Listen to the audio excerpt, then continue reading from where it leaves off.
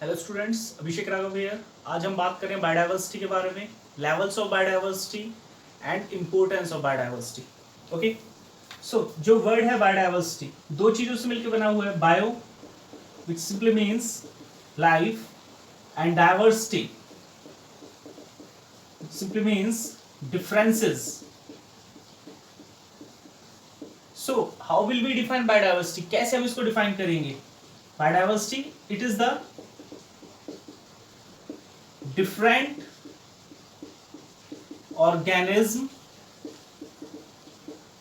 it is the number of different organism of different species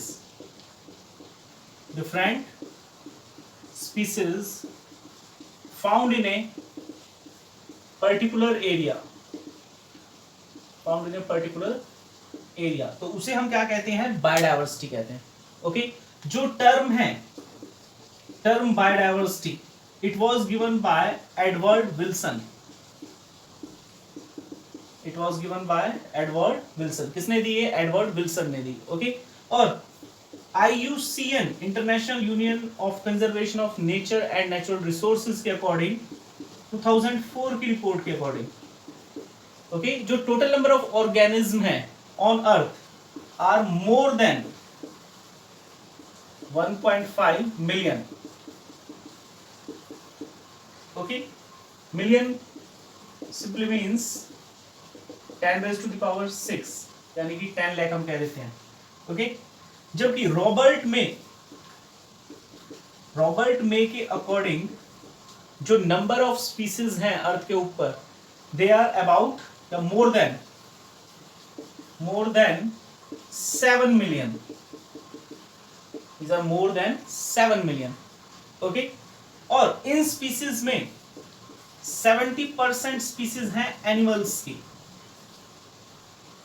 22% के around species हैं plants की। बाकी के जो बच जाते हैं हमारे प्रोटिस्टा हो गए, प्रोटिस्टा, मोनिरा, फंजाई, ये सब आ जाएंगे। ओके, एनिमल्स में भी 7 आउट ऑफ 10 एनिमल्स क्या हैं? Are insects. 10 में से 7 जो एनिमल है वो क्या है? इंसेक्ट्स, जो हमारे आएंगे किसमें? फाइलम आर्थ्रोपोडा में। किसमें आएंगे? फाइलम आर्थ्रोपोडा में। ओके, सेकंड हम बात करते हैं इसमें about levels of biodiversity. Biodiversity के लेवल्स कौन कौन से हैं? Levels of biodiversity.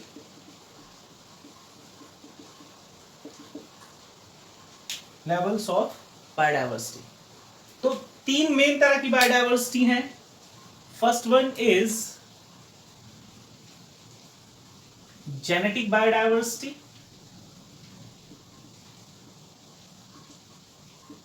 Okay, second is species biodiversity.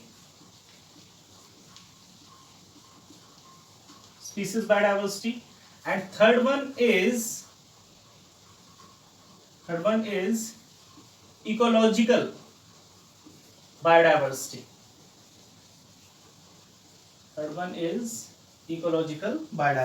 Okay, one by one in तीनों के बारे में हम बात करेंगे। जो फर्स्ट है हमारा, that is genetic biodiversity. Okay, so genetic biodiversity means difference in the number of genes,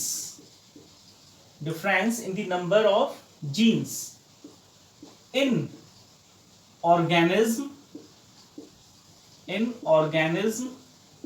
of same species। एक ही स्पीसीज के जो ऑर्गेनिज्म हैं उनके बीच में, उनके अंदर जो नंबर ऑफ डिफरेंसेस है किसका? जीन्स का, तो उसे हम क्या कहते हैं? जेनेटिक बायोडाइवर्सिटी कहेंगे। ओके, और इसी की हेल्प से, ये हेल्प करता है किसमें? It help in adaptation of an organism. ये हेल्प करता है किसी ऑर्गेनिज्म को अडेप्ट करने में according to the unfavourable conditions. साथ के साथ इट हेल्प इन स्पेशिएशन, किस चीज में हेल्प करेगा? स्पेशिएशन में, यानी कि formation of new species, formation of new species. Okay, इसमें एग्जांपल आता है हमारा जो राइस है, इंडिया में राइस की तकरीबन 50,000 वैरायटीज हैं। ओके, मैंगो की तकरीबन 1000 वैरायटीज हैं। तो ये हमारा किस में आएगा? जेनेटिक बायोडाइवर्सिटी में। किसमें आएगा ये हमारा? जेनेटिक बायोडाइवर्सिटी में। ओके, सेकंड जो है हमारा that is about species biodiversity. Second one is the species biodiversity. तो जो स्पीसीज बायोडाइवर्सिटी है ये प्रोडक्ट है, इज द प्रोडक्ट, इसका product of species richness and species evenness। species richness और species evenness का प्रोडक्ट है species biodiversity। ओके, तो species richness का मतलब क्या है? Number of species, number of species per unit area,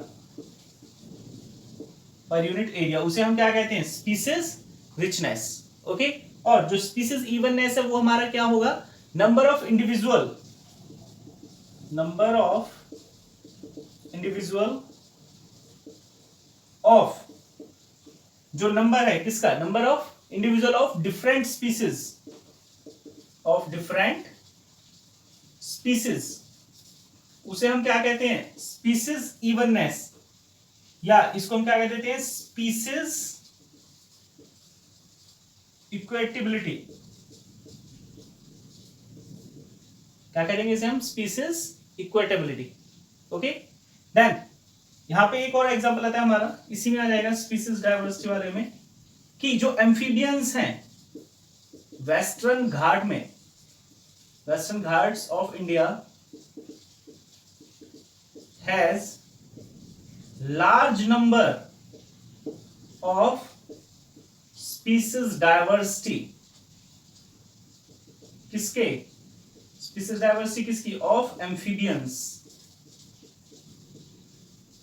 वहां पे एम्फीबियंस की बहुत ज्यादा स्पीसीज वैरायटी डायवर्सिटीज हैं। कहां? वेस्टर्न घाट में। जबकि जो ईस्टर्न घाट है वहां पे बायोडाइवर्सिटी जो है, स्पीसीज डायवर्सिटी एम्फीबियंस की काफी कम है। ओके, थर्ड हमारा रह जाता है इकोलॉजिकल बायोडाइवर्सिटी। जो थर्ड है हमारा that is ecological biodiversity.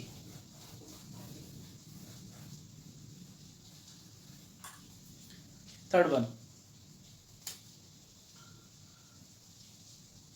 Ecological biodiversity. जो इकोलॉजिकल बायोडाइवर्सिटी है it is of three types, it is of three types. कितने तरह की है ये? 3 तरह की है। ओके, किसने बताया इसके बारे में? विटेकर ने। विटेकर ने बताया कि जो इकोलॉजिकल बायोडाइवर्सिटी है वो 3 तरह की है। 1965 में बताया। कौन कौन सी? Alpha alpha ecological biodiversity,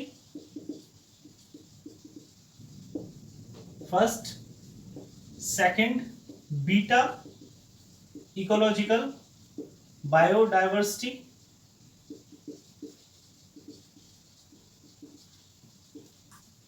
third one is gamma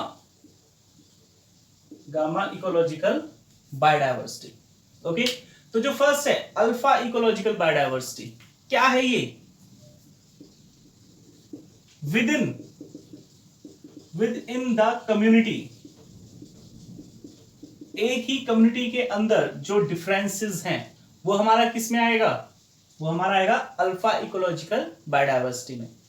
okay, और क्या होता है इसमें? Lot of competition,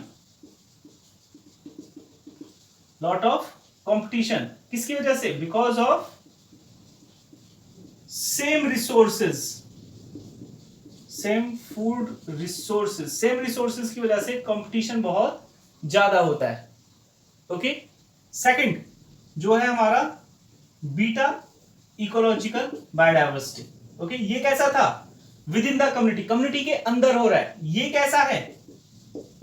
between the community. कैसा है ये? बिटवीन द कम्युनिटी है। ओके, और यहां पे हो क्या रहा है? Replacement, replacement of species. Replacement हो रहा है किसका? स्पीसीज का। ओके, किसकी वजह से? Because of change in environment. जब एनवायरमेंट में चेंज आ रहा है तो उसकी वजह से स्पीसीज रिप्लेस हो रही है। मींस जो बेटर अडेप्टेड है, जो बेटर अडेप्टेड है उसके अंदर क्या आ जाएंगे? ज्यादा चेंजेस आएंगे और वो अपने आप को अडेप्ट कर लेगा एनवायरमेंट के according. Okay, third one is gamma diversity, और इसे हम क्या देते हैं? Diversity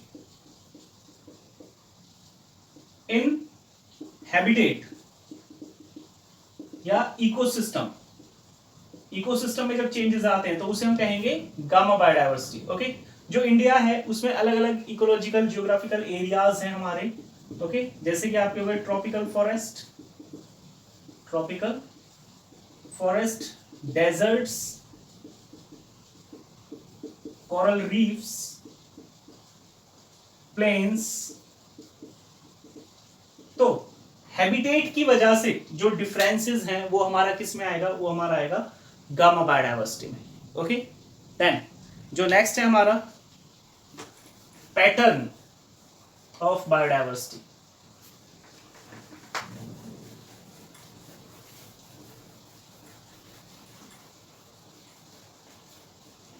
next heading is pattern of biodiversity. जो बायोडायवर्सिटी है उसका पैटर्न कैसा है? ओके, तो इसमें फर्स्ट हमारा आता है latitudinal and altitude. Latitudinal and altitudinal gradient. Okay, बताया मैंने लैटिट्यूड एंड एल्टीट्यूड। एल्टीट्यूड का मतलब क्या है? Altitude simply means towards the sky, towards the sky, sky की तरफ। और लैटिट्यूड का मतलब क्या है? फ्रॉम पोल्स टू इक्वेटर और वाइस वर्सा। इक्वेटर से पोल्स की तरफ और फिर पोल से इक्वेटर की तरफ। ओके, तो हम ये मान लेते हैं ये हमारी अर्थ है, सेंटर से इक्वेटर, ये हो गए पोल्स। ओके, तो जब हम इक्वेटर से पोल्स की तरफ जाते हैं, इक्वेटर से पोल्स की तरफ जाएंगे तो बायोडायवर्सिटी क्या होगी? बायोडायवर्सिटी डिक्रीजेस, बायोडायवर्सिटी डिक्रीज करेगी। Is that clear? ओके, एक एग्जांपल ले लेते हैं हम इसमें, जैसे कोलंबिया। कोलंबिया में तकरीबन 1400 स्पीसीज हैं बर्ड्स की, और जो कोलंबिया वो कहां पड़ रहा है? हमारा इक्वेटर के पास पड़ रहा है। ओके, जबकि न्यूयॉर्क में जो नंबर ऑफ स्पीसीज हैं दे आर अराउंड 105, 105 स्पीसीज हैं बर्ड्स की। जबकि ग्रीनलैंड पे जो पोल्स की तरफ पड़ जाता है तो वहां पे जो नंबर ऑफ स्पीसीज है वो और ज्यादा कम हो जाता है, दैट इज 56 स्पीसीज। तो इससे सीधा पता चल रहा है कि जब हम इक्वेटर से पोल्स की तरफ जा रहे हैं तो बायोडायवर्सिटी क्या हो रही है? घट रही है। Is that clear? ओके, इसी तरीके से क्या होगा? Towards the sky altitudinally from plains to mountains, biodiversity decreases. Biodiversity क्या करती है? डिक्रीज करती है जब हम प्लेन्स से माउंटेन्स की तरफ जाते हैं। ओके, देन क्या रीजन है इसका? व्हाट इज द रीजन जो बायोडायवर्सिटी है वो घट रही है? क्या रीजन है इसका? ट्रॉपिक पे ज्यादा है, पोल्स पे कम है। ओके, तो फर्स्ट ग्लेशिएशन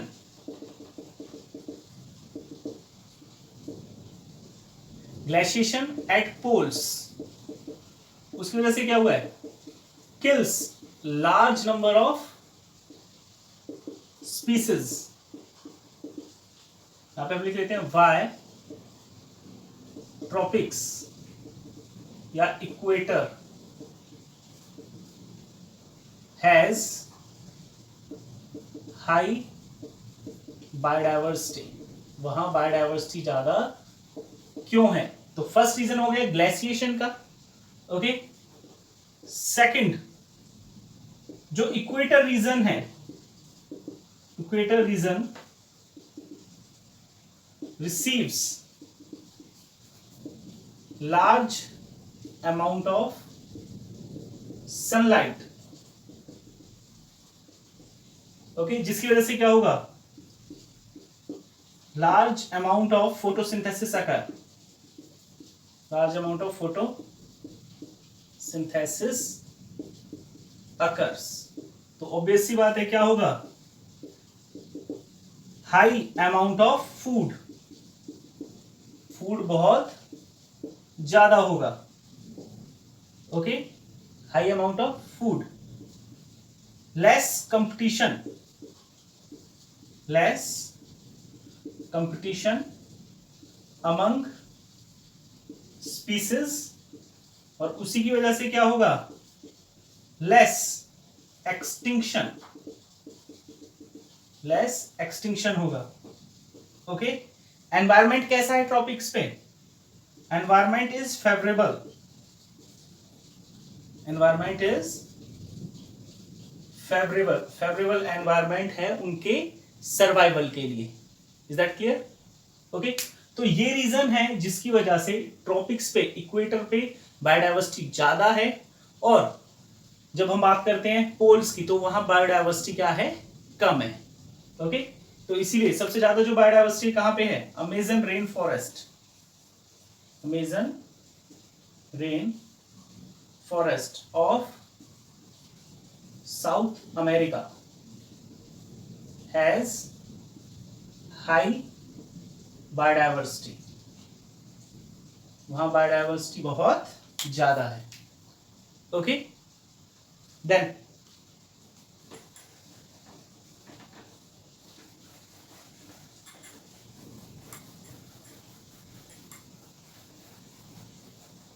जो नेक्स्ट है इसी में हमारा पैटर्न ऑफ बायोडाइवर्सिटी में, that is species area relationship, species area relationship, इसके बारे में बताया अलेक्जेंडर वॉन हम्बोल्ट ने, अलेक्जेंडर वॉन हम्बोल्ट ने, ओके। और क्या कहा उन्होंने, species richness, species richness, okay, simply means biodiversity increases with increase in area, biodiversity बढ़ती है कैसे, जैसे जैसे एरिया बढ़ेगा up to a certain limit, और उन्होंने ये ऑब्जर्व किया कहां पे, साउथ अमेरिकन फॉरेस्ट में, साउथ अमेरिकन फॉरेस्ट में उन्होंने ये चीज ऑब्जर्व करी कि जैसे जैसे एरिया बढ़ रहा है वैसे वैसे क्या हो रहा है, जो बायोडाइवर्सिटी है वो इंक्रीज कर रही है, और जैसे जैसे बायोडाइवर्सिटी इंक्रीज करेगी तो उसकी वजह से प्रोडक्टिविटी भी, प्रोडक्टिविटी ऑल्सो इंक्रीजेस, और इसके बारे में बताया किसने, डेविड टिलमैन ने, डेविड टिलमैन ने बताया कि जैसे जैसे बायोडाइवर्सिटी बढ़ती है वैसे वैसे प्रोडक्टिविटी भी क्या करेगी, इंक्रीज करेगी, ओके। और उसने क्या बताया कि जो कर्व है, स्पीसीज एरिया रिलेशनशिप का जो कर्व है वो कैसा है, rectangular, rectangular hyperbola, rectangular hyperbola, okay. तो उन्होंने एक कंसेप्ट दिया, log s equal to log c plus z log a, तो s यहां पे रिप्रेजेंट करता है किसको, स्पीसीज रिचनेस को, स्पीसीज रिचनेस को, ओके। ए रिप्रेजेंट करता है एरिया को, ए किसको रिप्रेजेंट करेगा, एरिया को रिप्रेजेंट करेगा। जेड किसको रिप्रेजेंट कर रहा है, स्लोप लाइन को, ओके। और जो सी है दैट रिप्रेजेंट्स वाई इंटरसेप्ट, वो रिप्रेजेंट कर रहा है किसे, वाई इंटरसेप्ट, ओके। तो ये था किसके बारे में, स्पीसीज एरिया रिलेशनशिप के बारे में, ओके। नेक्स्ट आता है इसमें हमारा importance of species diversity to ecosystem. Species diversity का क्या इंपॉर्टेंस है इकोसिस्टम के लिए, okay. Importance of species biodiversity for ecosystem, ecosystem के लिए उसका क्या इंपॉर्टेंस है, ओके। तो फर्स्ट पॉइंट इसमें हमारा आता है stability of ecosystem, stability of ecosystem. जितनी भी स्पीसीज हैं, all species are necessary for maintaining ecosystem, okay. For example food chain से हम एक एग्जांपल ले लेते हैं, grass, rabbit,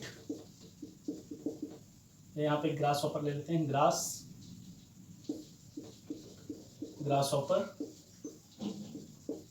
then frog, snake and kite और ईगल, ओके। तो ये जितनी भी स्पीसीज हैं इन सबका ही एक इंपॉर्टेंस है, ओके। अगर ग्रास हॉपर खत्म हो जाते हैं तो फ्रॉग का, स्नेक का और काइट का, इनका सरवाइव करना मुश्किल हो जाएगा, ओके। ऐसे ही हम बात करें ग्रास, डियर, लॉइन। जो लॉइन है मैंने बताया था कैसी है, कीस्टोन स्पीसीज जो कंट्रोल करती हैं और स्पीसीज के नंबर को। अगर लॉइन खत्म हो गए सारे तो डियर का नंबर बढ़ जाएगा, और डियर का नंबर अगर बढ़ गया तो वो जितनी भी वेजिटेशन उस सबको खत्म कर देंगे। इसकी वजह से क्या होगा, लीड्स टू डिफॉरेस्टेशन,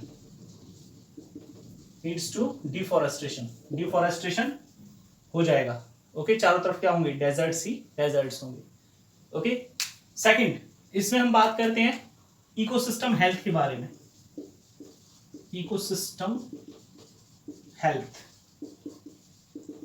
इसमें एक एग्जांपल आता है rivet popper hypothesis, rivet popper hypothesis किसने दिया, पॉल एरिच,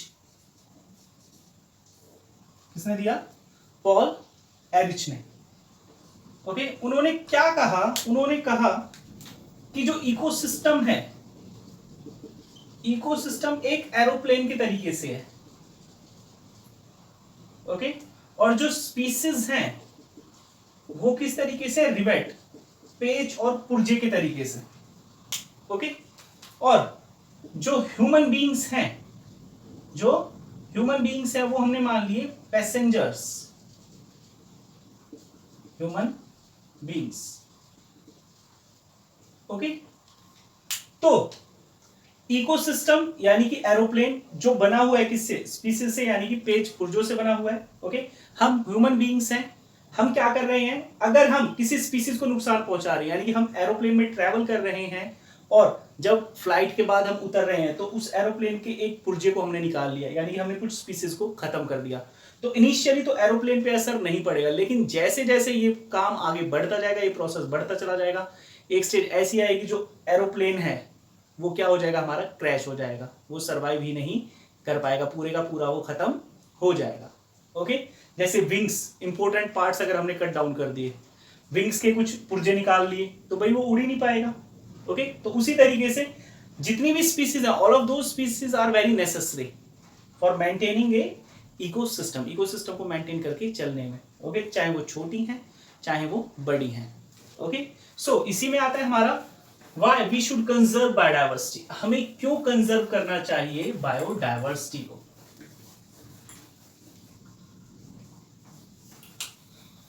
क्या इंपॉर्टेंस है, ओके। ये आ गया हमारा इंपॉर्टेंस क्या इंपॉर्टेंस है बायोडाइवर्सिटी का? तो फर्स्ट इसमें जो आता है हमारा narrow benefits, second broad benefits. Okay, तो नैरो बेनिफिट्स क्या मिल रहा है हमें बायोडाइवर्सिटी से? सीधी सी बात है, फूड मिल रहा है, फायरवुड मिल रही है, timber, drugs and medicine,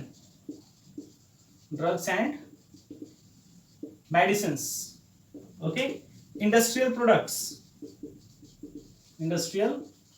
products, ये सब चीज हमें मिल रही है किससे? बायोडाइवर्सिटी से।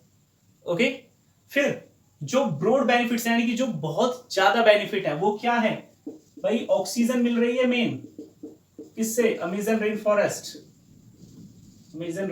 फॉरेस्ट, और इसीलिए नहीं क्या कहा जाता है? Lungs of planet. हेल्प करते हैं किसमें?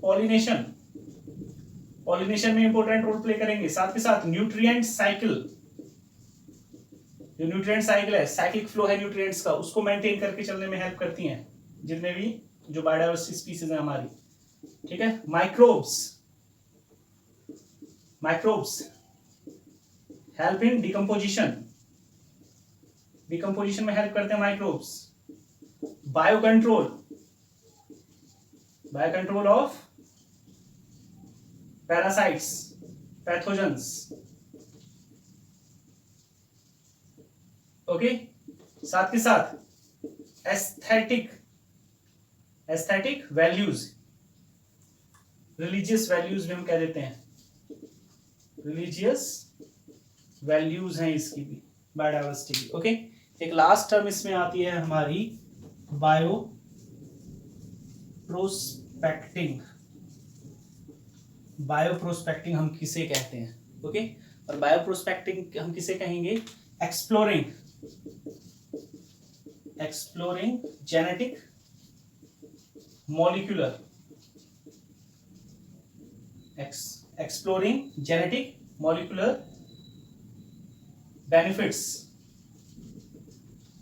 benefits from an organism। भाई किसी ऑर्गेनिज्म से हमें कौन कौन से genetic molecular, okay, species products जो हमें प्रोवाइड कराते हैं, which provide us benefit from an organism। Okay, तो ये कैसा है हमारे लिए? जो ऑर्गेनिज्म है वो इकोनॉमिक इंपॉर्टेंस का है, तो उसे हम क्या कहते हैं? बायोप्रोस्पेक्टिंग।